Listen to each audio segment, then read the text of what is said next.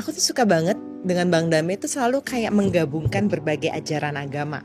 Ada kebenaran yang satu di balik tampilan tata cara itu. Semua agama yang tampak berbeda ini itu bersumber pada sumber yang tunggal.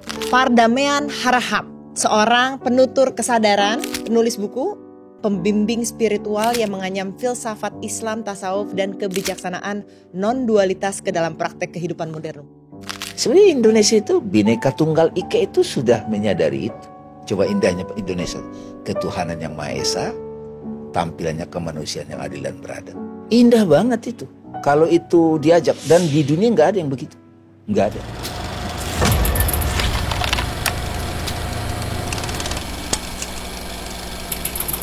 Selamat datang di Uncensored, dikenal dengan Bang Dame. Sebenarnya gini Bang Dame, jujur aja aku tahu Bang Dame tuh karena ternyata ada beberapa temanku yang follow Bang Dame di Instagram. Dan kemudian aku nanya, kenapa kalian follow akun ini? Aduh, gue demen banget kalau dengerin orang ini ngomong tuh kayak tuh adem banget.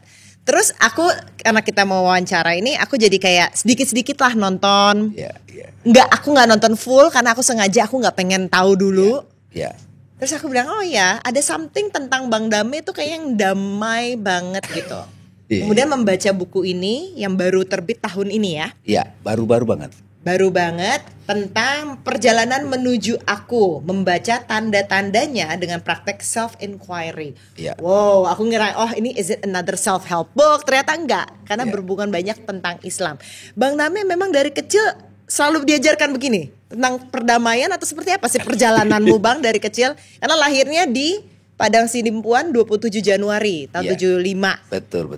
Lahir dari keluarga muslim? Iya, betul. Oke, kemudian seperti apa? Ada sebenarnya pengalaman saya yang menarik di waktu kecil. Umur berapa nih? Usia 7 tahun. Oke. Nah, rupanya pada waktu saya mengalami NDA itu, mati suri itu, saya masih ada kesadaran. Nah, yang sadar saat itu tentu bukan sebadan kan, bukan si Dame, tapi semacam ada kesadaran yang itu yang belakangan saya sebut aku yang sejati yang nggak berubah. Tapi masih ingat ketika? Masih ingat, itu? bahkan detail banget. Nah, belakangan disitulah akhirnya membuat saya jadi SMP saya membaca buku falsafah hidup Buya Hamka. Terus saya sudah bertanya tentang agama, Tuhan itu apa. Nah, aku mau kembali dulu ke akunya Bang Dame yang dulu ketika baru lahir besar. Padang Sidempuan tuh berarti Sumatera Utara. Iya. Utara kan.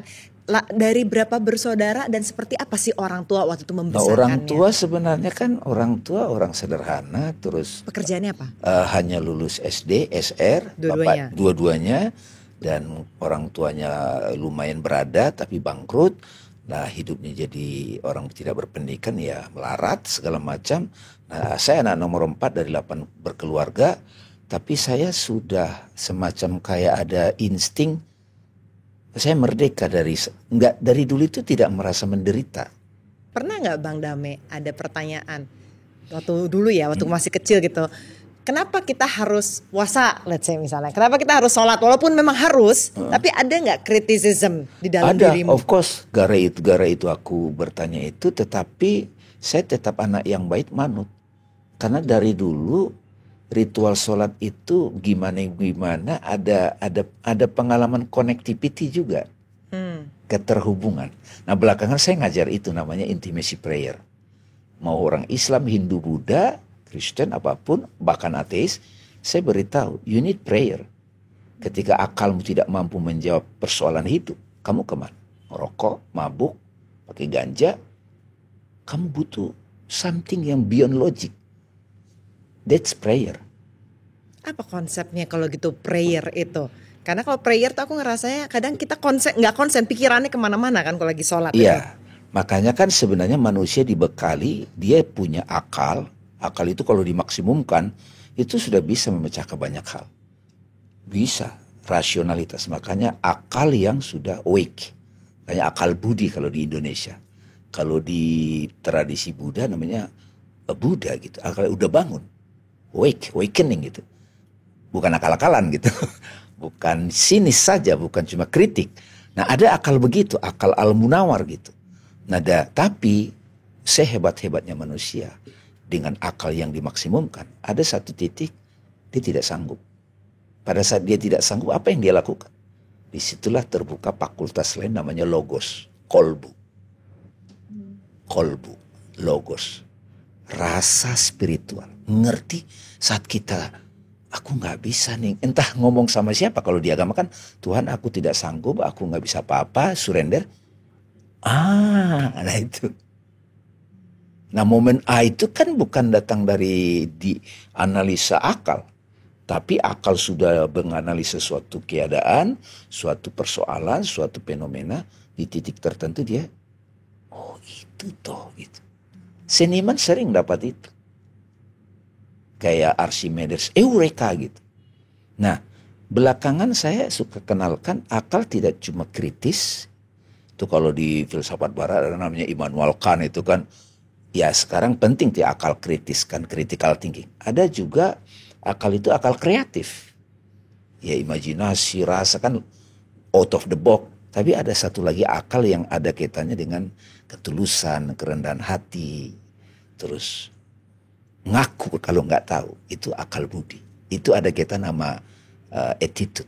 Ya. Nah, dimensi ini kan banyak orang pintar, banyak kreatif.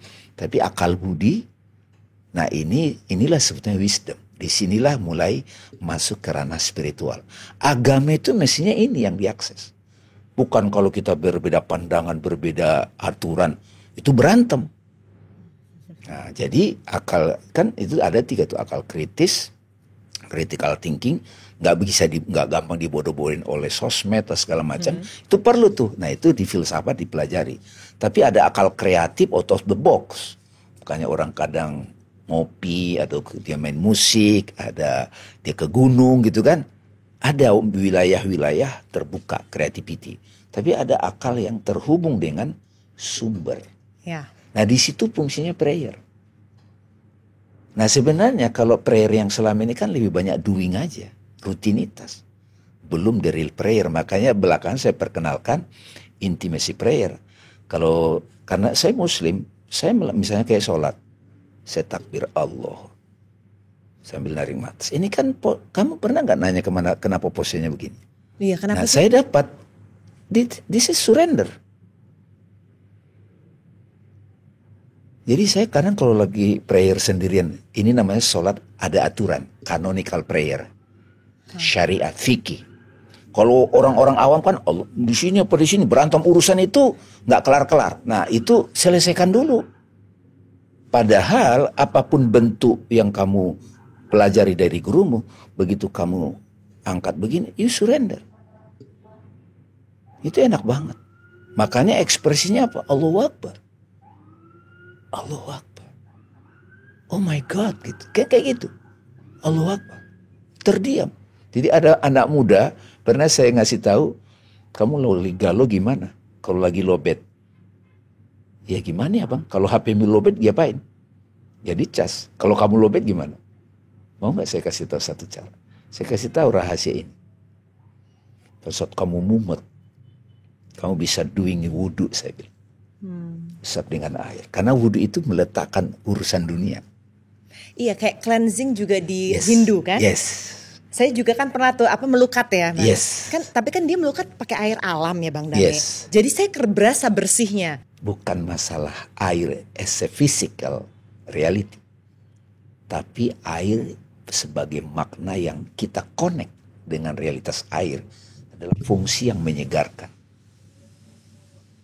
Makanya kalau tidak ada air, kalau di Islamic tradition, tayam, tanah itu juga simbol.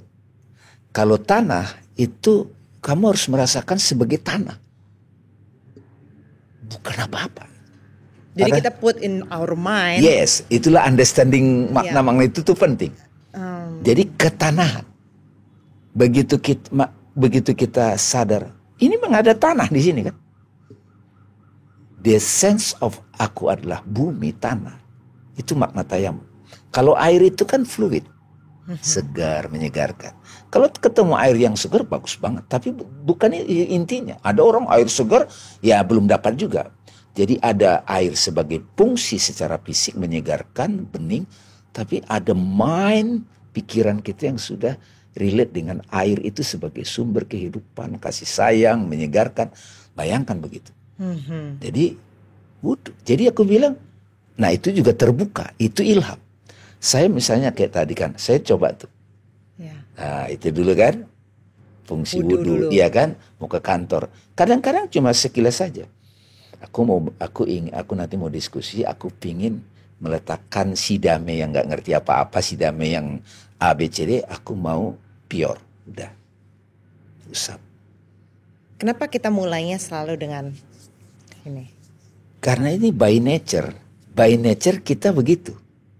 Tangan dulu ke muka, balik lagi ke sini, by nature.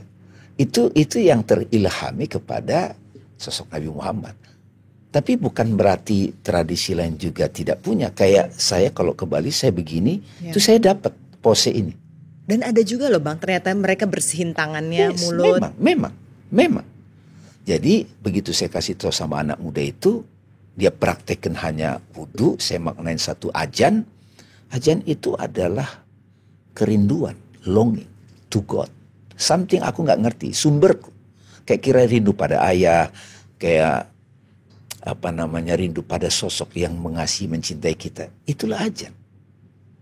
Kalau di Tibet pakai gung. Suara itu kalau kita sudah dapat maknanya terbuka.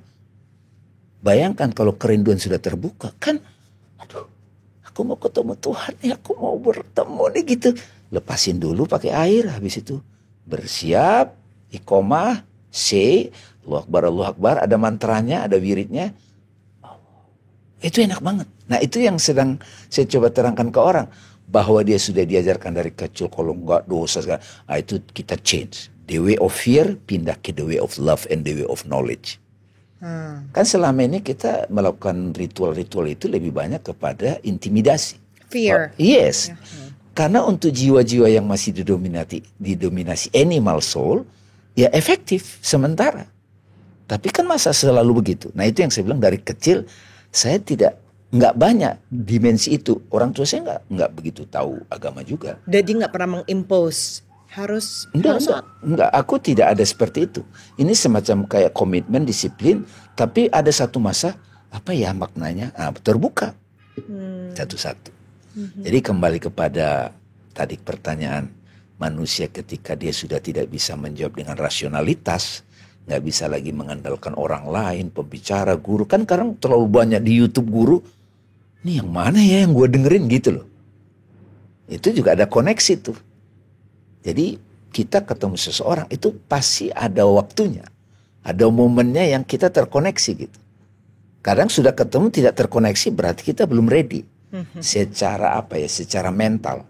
Kalau istilah di Sanskrit bahasa Jawa itu saya baru dapat itu namanya punya. Apa itu? Punya itu kan kita artikan memiliki kan. Saya memiliki ini, saya memiliki itu. Ternyata punya itu lawannya adalah papa. Papa itu nggak punya papa. Kita sebut miskin, papa kan. Akhirnya loba. Bisa saja orang itu kaya, punya ini, punya apa, memiliki harta. Tapi papa. Kalau punya ini adalah kebaikan-kebaikan yang sering kita lakukan dengan tulus. Hikmah-hikmah yang kita dapatkan dalam kehidupan sehari-hari itu kan numpuk. Itu memungkinkan kita berkah ini bertemu orang-orang yang selevel. Misalnya kadang pun kalau kita kecelakaan gak parah-parah amat. Dijaga oleh punya ini. Ini yang mindset ini, perspektif ini. Dalam situasi tersulit, saya punya kesempatan untuk memahami situasi itu. Mengambil hikmahnya. Itu di Islam namanya iqra. Bukan cuma baca tulisan. Baca, selidiki, understanding. Baru terbukalah dari sini wisdom dari dalam. Lakukan ini. Tindakan welas asih, Rahman Rahim. Bayangkan kalau itu dikombin. Pemahaman yang benar, tindakan yang welas asih. Itu akan menumpuk banyak punya. Rupanya waktu kecil, meskipun keluarga saya bangkrut, bapak saya itu dan ibu tidak, katakanlah tidak bisa, bukan tipe yang bisa mendidik. Saya ketemu banyak guru, oh rupanya itu punya memungkinkan ketemu. Dan Tapi Bang Dami nggak pernah merasa miskin pada saat itu, waktu ketika lagi susah itu? aku nggak tahu ya, kayak semacam kok ada Tuhan, ada yang maha tak terbatas. Ya of course kalau kerja misalnya ada kebutuhan ini itu, ya ntar juga dapat gitu.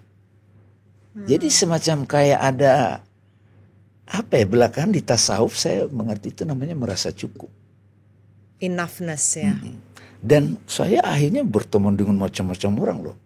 Pemimpin, mantan pejabat, konglomerat, ketemu private. Itu jadinya. Cuman saya bilang yang penting kenal sang aku. Karena kalau udah kenal sang aku, menjalani hidup itu damai, enjoy, Iya. produktif, misinya jelas. Pada saat mati secara fisik, ya ajal tuh waktunya, saya bisa pulang dengan sadar. Ya. Sekarang aku mau tanya gini Bang, ketika tadi Bang Dami sempat ngobrolin soal Iqra, situ kan. Nah Iqra itu kan artinya bacalah, benar kan Bang? Lateral meaning ya, Literal meaning. bukan substansi. Tapi Beda. for me, Iya. the way I translate it artinya adalah pahami gitu loh. Lebih dari itu. Lebih dari itu. Jadi apa? Gini, Iqra itu hebatnya bahasa Arab. Saya masih belajar bahasa Arab sampai sekarang. Di dalam bahasa Arab ada satu kata itu maknanya banyak. Contoh misalnya zikir. Kalau ditranslate ke bahasa Indonesia itu ingat. Misalnya mengingat ayah, mengingat hewan peliharaan, mengingat mantan, pacar misalnya. Tapi kalau di bahasa Jawa ada namanya eling. Eling. Eling itu totalitas dari rasanya, segalanya. Jadi eling lebih mendekati zikir. Nah zikir itu begitu. Jadi kalau saya sebut Allah, saya mengucap, ini wirid namanya, invocation. Itu saat yang sama, itu saya terhubung dengan semua sifat-sifat Tuhan. Makanya Allah bizikrillahi tatmainnul qulub. Ingatlah, hanya dengan ingat Allah hati tentram. Iqra itu juga mirip. Iqra kalau secara lateral misalnya kayak air itu apa? Water itu apa? Air, cai, banyu. Itu kan memindahkan kata, terjemahan sederhana. Tapi Iqra itu selidikilah, lihatlah, pahamilah, dengarkanlah, sadarilah, bauilah, investigate. Jadi semua aktivitas untuk mengetahui sesuatu dirangkum dalam satu kata, Iqra. Perasaan sedih, Iqra dengan perasaan ini. Marah, ada kejadian, Iqra. Sampai pada satu keterbukaan, kejadian itu tidak lagi kita lihat hanya sekedar kejadian, tapi itu sign of God.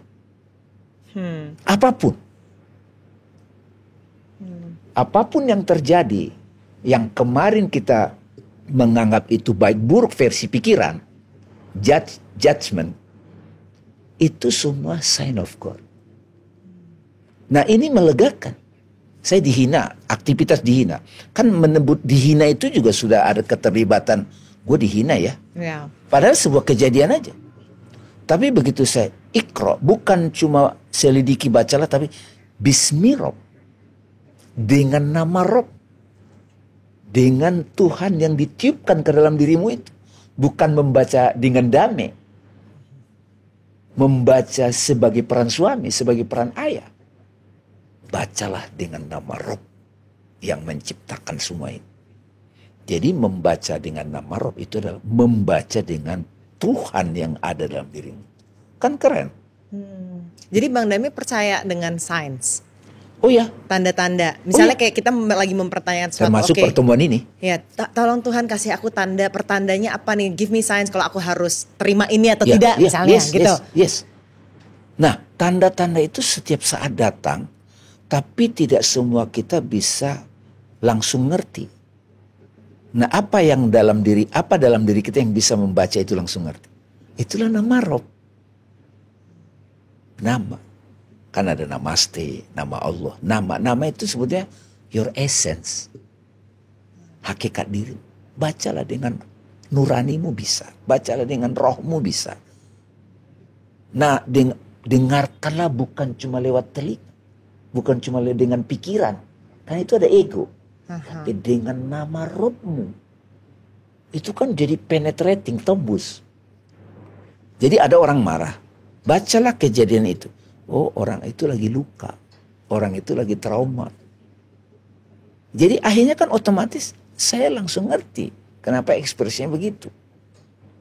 Terbayang gak kalau orang sudah bisa membaca dengan nama Robnya masing-masing? Maka dia akan setiap saat dia bisa communicate with God. Wow. Dia bisa terhubung. Nah, itu sebetulnya yang belakangan saya perkenalkan sebagai hidup meditatif. Bahwa kita mindfulness, praktek silent, yes.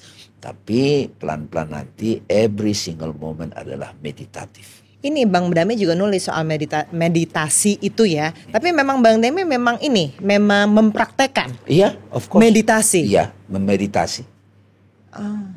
Ada wirid, saya juga belajar dari tradisi Hindu, tradisi Buddha, tradisi Islam, sains ngomongnya bagaimana.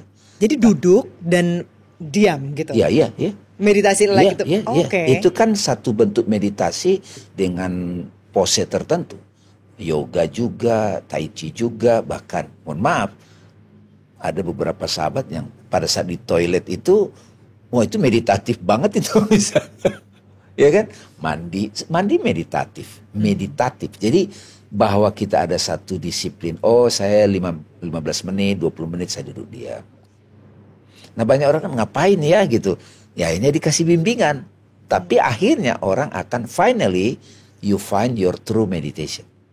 Kita akan menemukan meditasi kita yang khas versi kita. Nah, Bang Dame ini ketika S1 berarti waktu itu ngambilnya apa jurusannya? Pendidikan agama Islam. S2-nya filsafat Islam, sekarang ngambil doktor filsafat Islam lagi, metafisik, tasawuf. Halo teman-teman, terima kasih banyak sudah nonton Uncensored with Andini Effendi di channel Cauldron Content. Nah, kita masih lihat banyak banget nih yang belum subscribe. So, please subscribe. Dan kalau kalian benar-benar suka dengan kontennya, episodenya, atau channelnya, please like dan juga share with your loved ones or siapapun.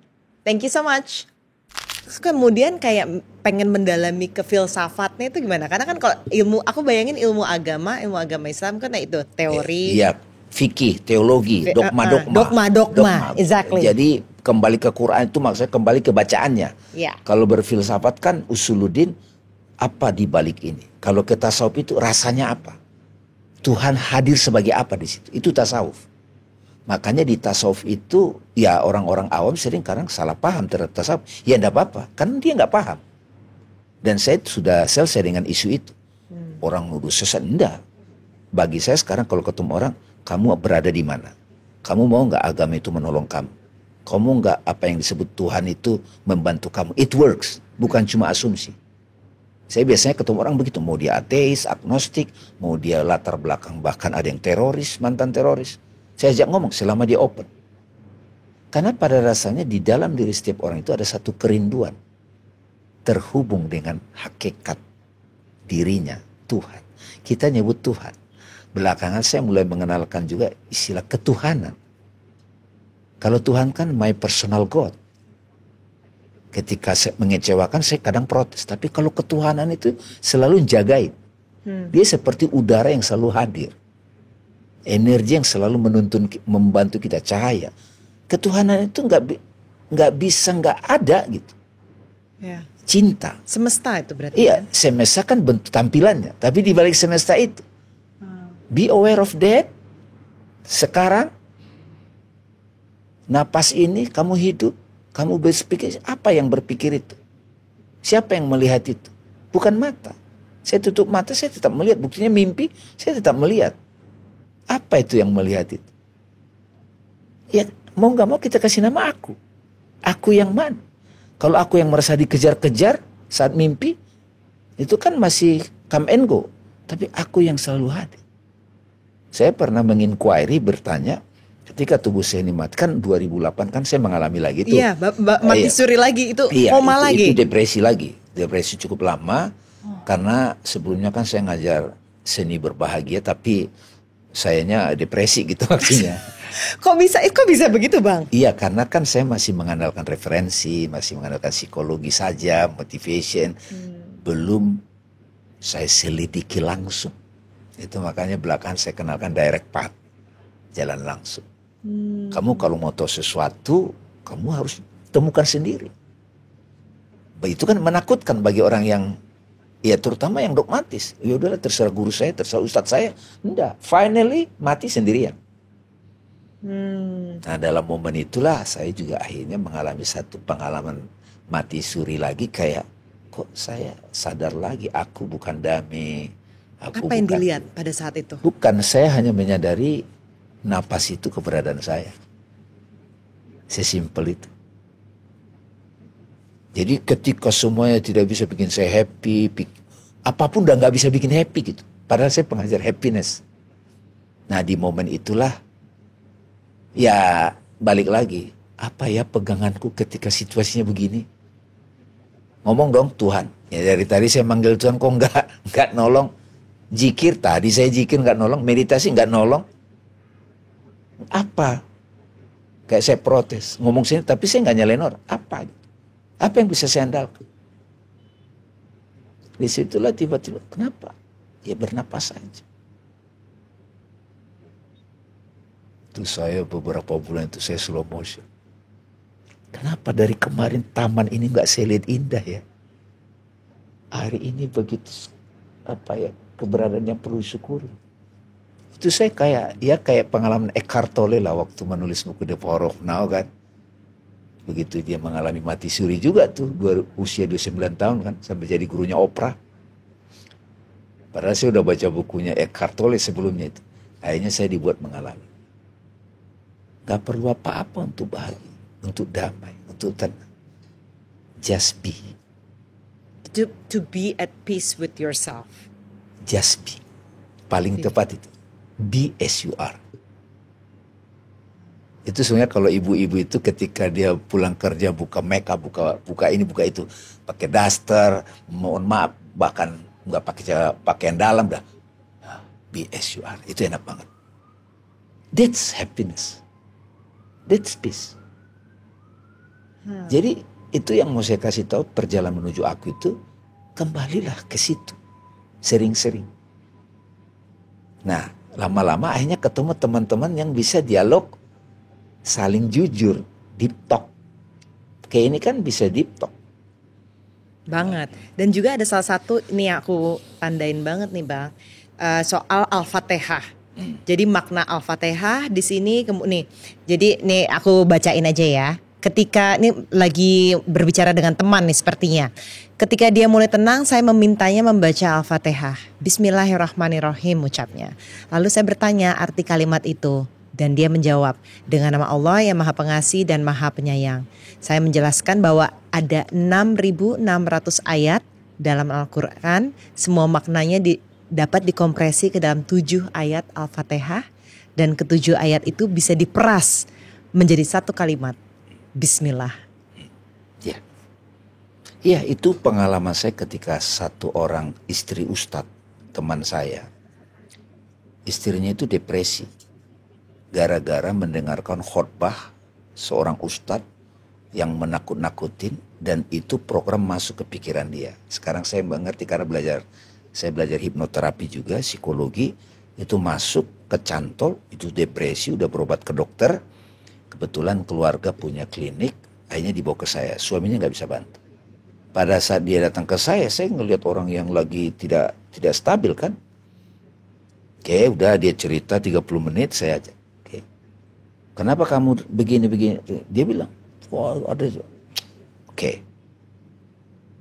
Coba sekarang baca Al-Fatihah, baca. Artinya apa? Bismillah, Allah Maha Pengasih. Alhamdulillah, syukur. Kamu gak usah percaya kata-kata itu, kamu percaya ini.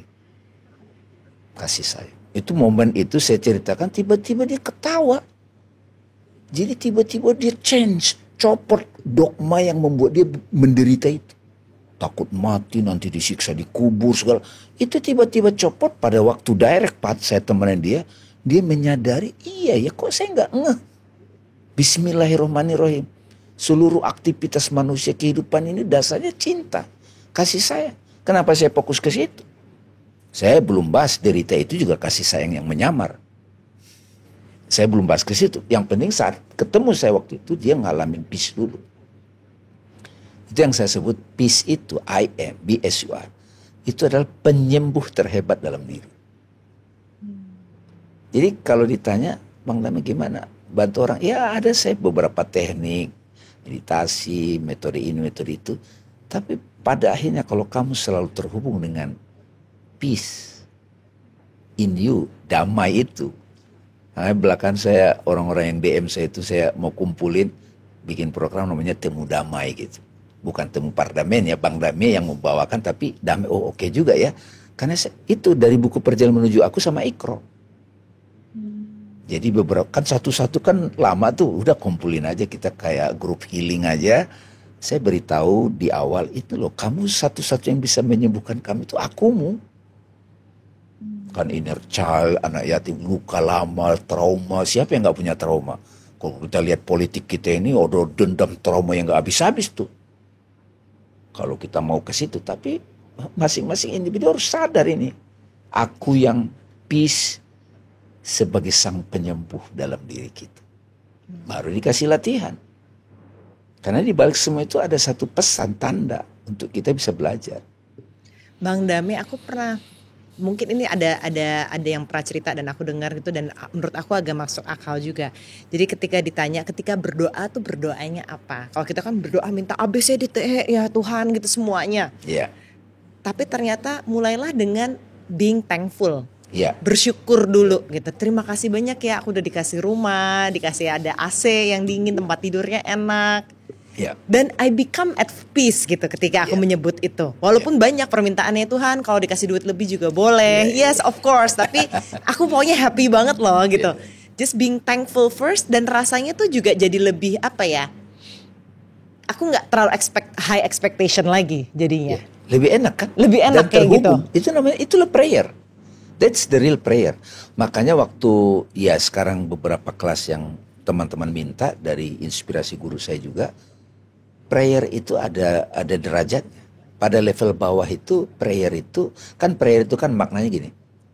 Di bahasa Inggris kan, the horizon meeting man with God. Sebuah horizon pertemuan manusia dengan yang tak terbatas. Selama ini orang harus pakai bahasa Arab, pakai bahasa Sanskerta atau apa, itu kan metode sistem sesuai dengan culture atau agama masing-masing. Tapi sebenarnya prayer itu adalah sebuah pertemuan antara manusia dengan sumber Tuhan. Pada level bawah itu namanya personal prayer. Personal prayer, apa itu? Bahkan teriak, memanggil, da'a, memanggil. Aduh, itu sebenarnya prayer. Aduh, oh kenapa ya? Teriak, mengeluh, itu prayer. Tapi baru tahap berikutnya meminta. Saya nggak punya, saya minta. Nah personal. Jadi nggak apa-apa ya meminta. Nggak apa-apa. Nah pada level tertentu ada orang-orang suci nggak begitu lagi caranya dia terhubung. Dia mulai apa? Ada sopan santun, ada protokolernya. Itu namanya canonical prayer. Itulah syariat. Wudhu dulu kalau di Islam ada begitu, pakai bahasa Arab. Kenapa pakai bahasa Arab? Ada perjalanannya juga. Disitulah muncul kayak persembahan. Kan kalau mau menikah kan ada persembahan, ada aturan. Menarik. Nah, levelnya naik. Itu doanya manusia, bukan sebagai damai. Makanya ya kana dulu. Hanya kepada kami, bukan aku. We are human being. Kita perlu terhubung.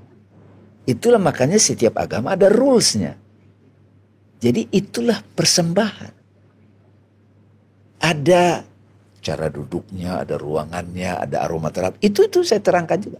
Baru level lagi intellectual prayer, itu dialog. Ilmuwan-ilmuwan itu udah masuk pada intellectual prayer. Lebih kepada ini maksud Tuhan apa ya? Dia dapat munajat. Inilah tafakur. Menyendiri tafakur gitu. Tafakur sejenak lebih baik dari ibadah 100 rakaat gitu.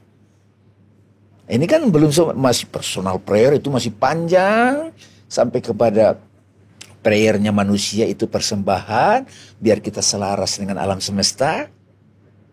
Baru intellectual prayer, baru puncaknya heart prayer. jatuh cinta, menyatu. Jadi prayer, aktivitas kita sehari-hari itulah prayer kita sebenarnya. Luas kan?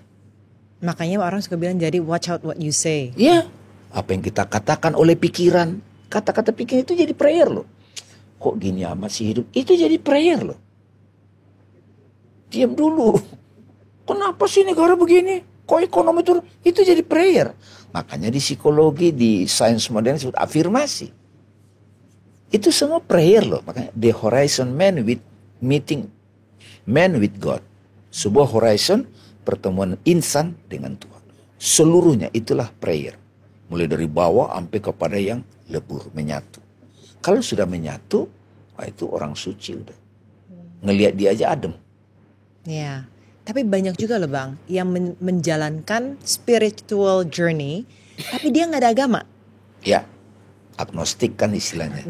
Ya, atau ateis ya, nggak bertuhan. Kalau ateis tidak bertuhan, tidak beragama Tidak, definisinya. Kalau agnostik dia percaya ada keberadaan yang lebih tinggi, tapi dia nggak mau jalan yang itu. Iya, dia nggak suka ada institusi yang mengatur. Iya. Gitu. Bang Dami ngeliat itu gimana? Kalau saya sering ketemu yang begitu. Ini kan baru pulang saya dari Kuala Lumpur juga ketemu anak-anak muda yang suka main game, orang-orang IT. Dia declare dia agnostik. Oh good, saya bilang. Mari kita ngomong dengan filsafat. Jadi kalau agnostik saya pakai filsafat dulu. Karena kalau pakai dogma nggak masuk ke dia. Banyak yang bertentangan. Menurut saya itu perjalanan individu masing-masing. Nggak apa-apa. Kan nggak usah kita judge. Termasuk yang mabuk agama. Pokoknya kita aja yang benar, yang lain kagak. Itu mabuk gitu. Mabuk agama. Tapi hidupnya menderita, hidupnya nggak bermanfaat buat orang. Kalau mengutip Dalai Lama, my religion is kindness. Agamaku kebaikan. Itu kan keren juga. Aku tuh suka banget dengan Bang Dame itu selalu kayak menggabungkan berbagai ajaran agama. Ya. Dan yang ternyata yang aku bisa simpulkan kita tuh sebenarnya sama gitu. Yes.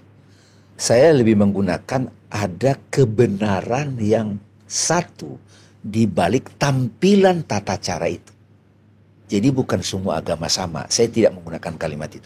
Semua agama yang tampak berbeda ini itu bersumber pada sumber yang tunggal.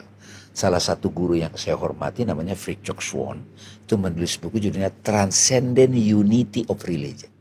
Jadi ibarat naik gunung, di puncak itu kita ketemu, di batin itu kita ketemu. Itu istilahnya itu kebenaran yang tunggal tampil dalam banyak metode. Sebenarnya Indonesia itu Bhinneka Tunggal Ika itu sudah menyadari itu. Bukan dicampur adukan. Campur adukan itu proses perjalanan. Oh saya di Hindu saya coba ini, Buddha saya coba. Tapi pada satu titik nanti kita akan menemukan this is my way. Ini disiplinku. Kan indah kalau begitu. Tapi saya juga menghormati orang yang wah cara saya aja yang benar gitu. Ya udah nggak apa-apa perjalanan. Nanti kamu kan mentok. Sains pun mencari. Sains itu kan sebentuk metode untuk menemukan kebenaran. Pakai rasionalitas sama empiris. Gitu. Jadi pada dasarnya agama yang tadinya tidak dianggap masuk akal, lama-lama dia juga punya nalarnya sendiri. Di setiap zaman dan tempat itu seorang nabi akan hadir sesuai dengan konteks.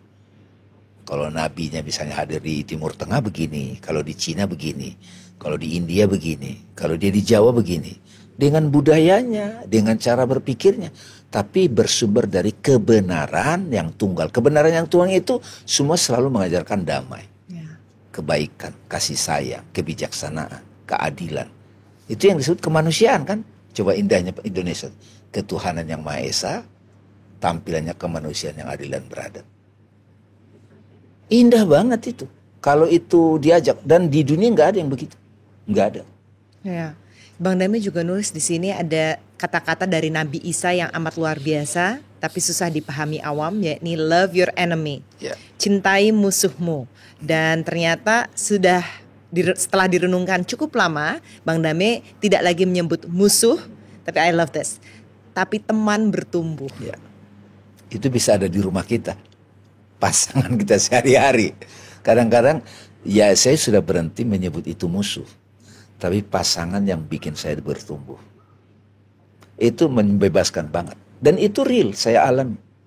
Makanya apa ya, dari kecil itu saya tidak ada kayak ruang untuk membenci orang. Dan berkompetisi dengan saudara-saudara ada 7 saudara kan? Iya, kompetisi begitu itu ya dari awal I am otentik, aku sudah unik, kamu punya keunikan, kita saling menghormati, apa yang bisa saya bantu. Sudah ada apa ya, level of awareness seperti itu. Atau pede Bang mungkin? Ya, kita sebut bisa pede kan, sudah be otentik kan. Iya. Udah begitu gitu. Nah, ya meskipun ada beberapa pemahaman reinkarnasi apa itu kan ada juga kan. Ya kan nggak ujuk-ujuk orang tiba-tiba kayak begitu. Itu pembahasan lain. Jadi kenapa kayak di film Sore itu kan yang baru Iya. menarik itu kan itu saya punya grup namanya Soul to Soul. Ibu-ibu sepuh. Ini ibu-ibu gaul gara-gara pandemi kumpul itu mereka nyarankan saya nonton itu. Hanya saya tonton sampai 2 kali. Saya menangis loh. Dan itu wah setelah ikut kelas Bang Dame jadi lebih ngerti film Sore dia bilang. Karena itu kan terjadi di dalam imajinasi kita. Ya. Gitu. Nah itu kan satu apa ya perspektif yang membuat kita mengerti kenapa saya selalu hidup saya begini. Kenapa saya selalu ketemu begini. Dan saya juga jadi membuat satu ekspresi. Saya tadinya nyebut musuh, ternyata di beberapa ketemuan kehidupan, oh dia nggak kelar-kelar, ya udah deh, dengan lu gua tumbuh gitu. Begitu sudah ada pandangan begitu kan keren. Iya, aku memahaminya justru ceritanya Bang Dame ini kayak manusia tuh butuh kompetisi. Iya. Dan kita perlu merasakan kalah juga untuk Iya, mengajarkan kita iya, bertumbuh. Iya, betul sekali. Betul banget. Dan kalah itu kan orang bilang sukses yang tertunda ya, atau kemenangan tertunda. Gagal sukses yang tertunda. Tapi menurut saya tuh sekarang ya bisa kita lihat juga itu adalah dia punya suksesnya sendiri. Iya. Begitu saya mengerti kekalahan itu, begitu saya mengerti keterpurukan itu, dan saya bersyukur bisa ngambil pelajaran dari situ, itu sebuah keberuntungan, sebuah kesuksesan. Bahwa saat itu saya belum dapat, iya, dalam hidup saya juga sering dapat begitu. Ada satu pemaknaan yang menarik juga Mbak Andini. Kejadian sama pengalaman. Kita bisa mengalami satu kejadian kayak pandemik, tapi experience kita bisa beda-beda.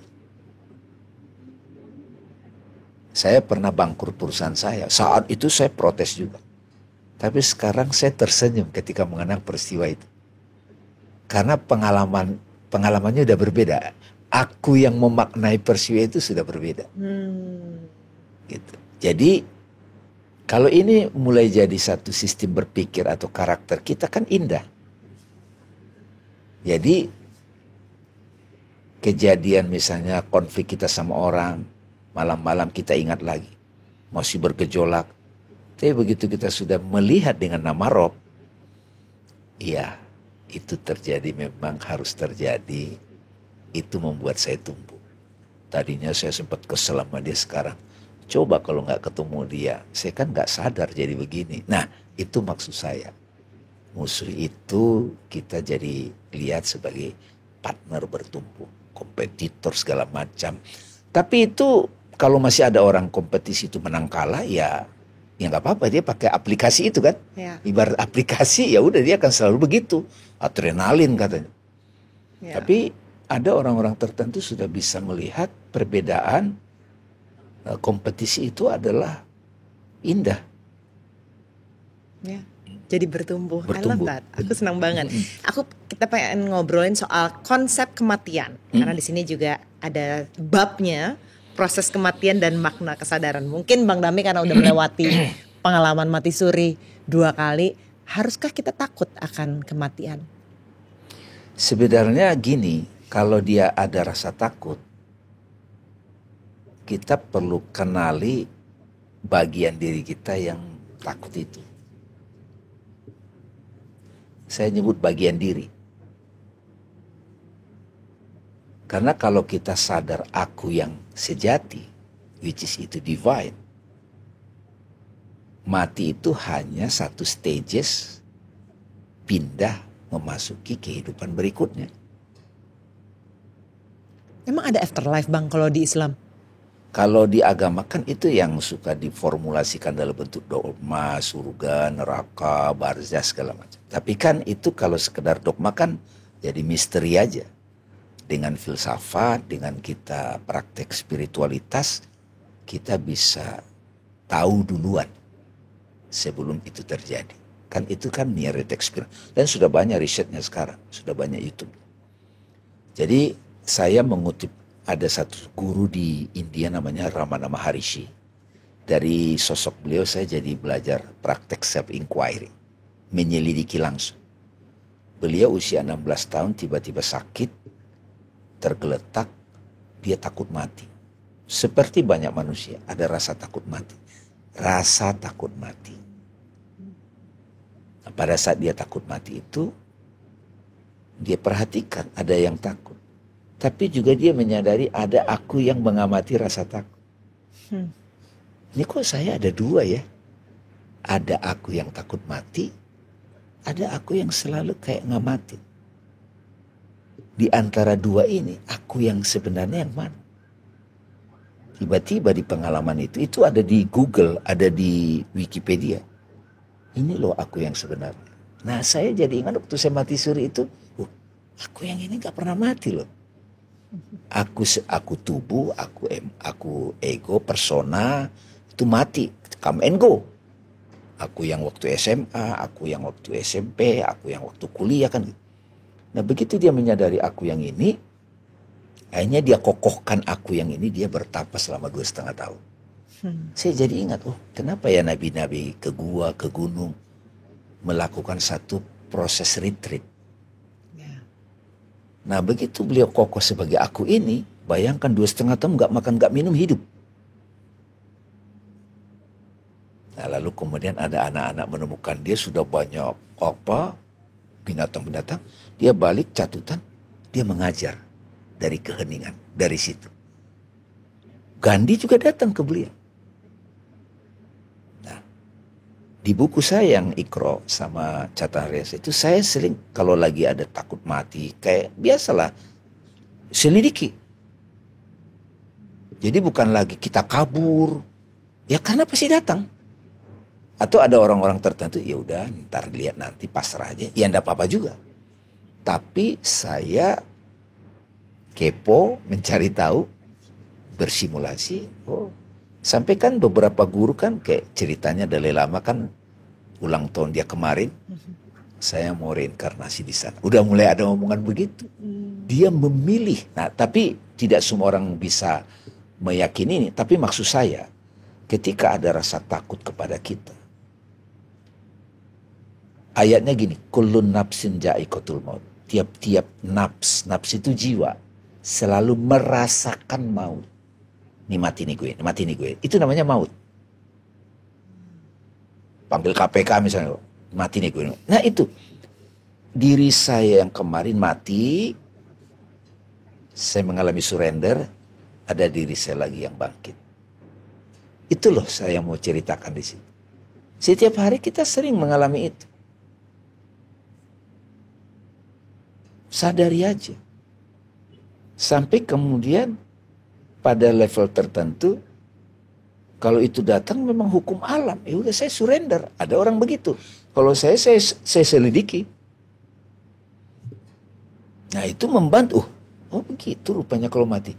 Apapun yang kamu lakukan sepanjang hidupmu, menjelang kematian, maksudnya mau pindah nih, tubuh ini expire, ajal, itu ngikut loh. Ada film Korea namanya Heavenly Ever After. Itu ceritanya begitu, tapi lucu-lucuan, seri. Nah, saya ngomong di situ saya tetap pakai referensi agama. Kalau teman-teman mau lebih terbuka, saya ajak, coba dong selidiki sendiri. Kan itu pasti terjadi. Saya sering bilang di acara haul, apalagi zaman pandemik, saya selalu bilang, mati itu kalau kita mengerti, itu adalah proses kita untuk mengerti hakikat diri kita. Yang mati tubuh. Pikiran ada masanya gak kepake lagi. Cara berpikir SMA kan gak kepake lagi, namanya mati. Hidup pemikiran yang baru. Gitu. Itu terus menerus. Nah siapa nih aku yang selalu abadi menemani pemikiranku, perasaanku, persona-personaku, topeng-topengku. Saya sekarang tampil sebagai penulis. Mungkin nanti kalau udah lulus mungkin bisa jadi filosof, bisa misalnya jadi trainer. Damai yang trainer kemarin sudah mulai jarang saya pakai. Yang pernah ngajar happiness tapi dia depresi juga udah mulai saya jarang pakai. Tapi kalau orang minta saya tetap bisa pakai topeng itu. Gitu. Itu kan yang terjadi pada Robin Williams kan, kalau nggak salah. Dia terlalu nempel sama perannya. Nah untuk ngelepas itu dia masih ke bawah gitu. Itu kan ya ini ilmu ini perlu nih bagi aktor-aktor. Dan dunia kita dunia panggung. Kalau kita nggak menyadari yang tadi peace yang ibu-ibu yang di kamar dasteran, it's me. Itu. Nah kalau mau mati mestinya begitu, ummi, kembali fitrah, pure. Kita harus sering berlatih, itu namanya perjalanan menuju aku. Nah untuk bisa kembali ke situ banyak aku-aku yang dilepaskan. La ilaha, la ilaha, la ilaha. Kalau di perspektif Islam, aku bukan ini, aku bukan ini, aku bukan ini, aku bukan ini, aku bukan direktur, aku bukan ayah, aku bukan ibu. Aku. Dalam kesendirian, begitu sisanya apa?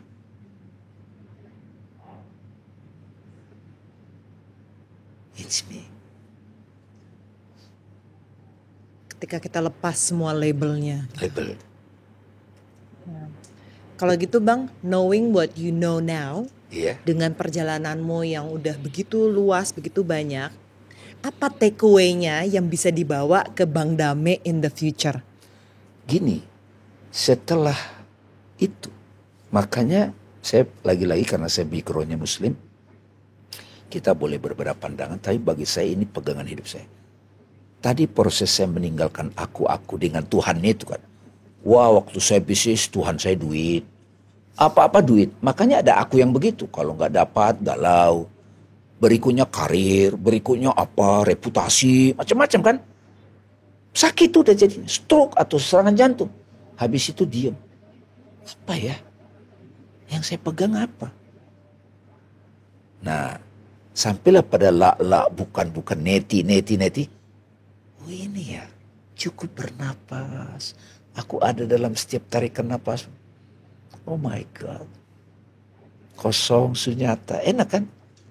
Setelah itu apa? Baru tampil ke dunia dengan kasih sayang. Tapi sudah bersama dia.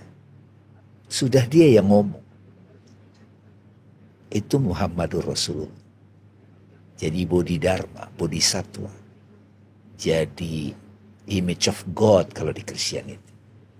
Jadi avatar. Pembawa pesan. Menjalani misi hidup. Bukan lagi misinya damai. Capek. Menjadi damai itu capek. Mau apa? Tapi begitu kita kenal aku itu. Sejati. Being itself. Yang ada hanya damai. Baru kita kembali ke panggung kehidupan.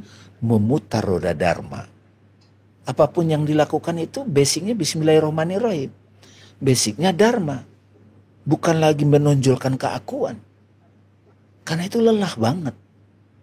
Dan itu juga saya perhatikan pada Oprah misalnya. Pada Gandhi, iya.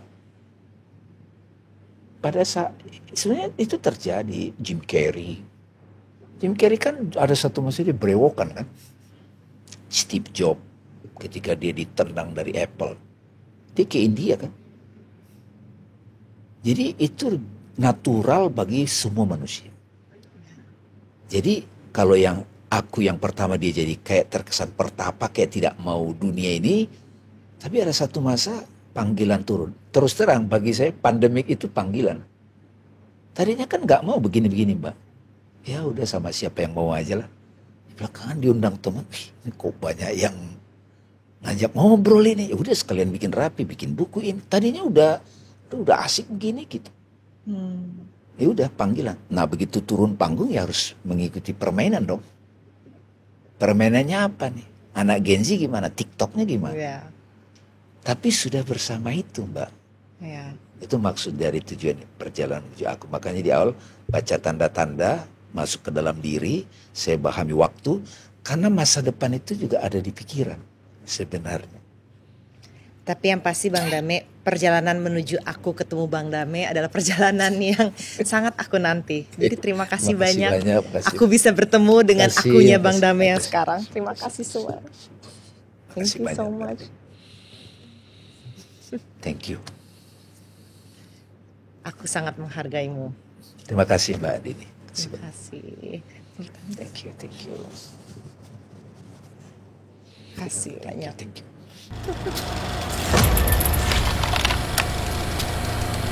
Growing up as the ugly sibling itu bukan ngebuat aku menjadi orang yang insecure. Spiritual journey-nya itu adalah dimulai dari teguran Tuhan waktu aku kecelakaan itu. Jadi semua langsung berubah dari cara makan, cara minum, cara ngomong, nggak tahu ya, kayaknya masih sama deh. Kamu prosesnya gimana Sar ketika lu nulis sesuatu? Mencari keresahannya dulu. Dari subjeknya itu baru aku turunin, oh sayur tuh begini. Kenapa dia dilema? Karena dia udah menawarkan nutrisi itu, tapi kenapa dia dibiarin di kulkas sampai kuning? Kenapa dia tetap disalahin? Kok sawi cepet banget sih kuningnya? Ah, gue buang deh. Dia lagi yang sedih. Wow. Makasih lo kok, dari tadi aku merasa tersanjung.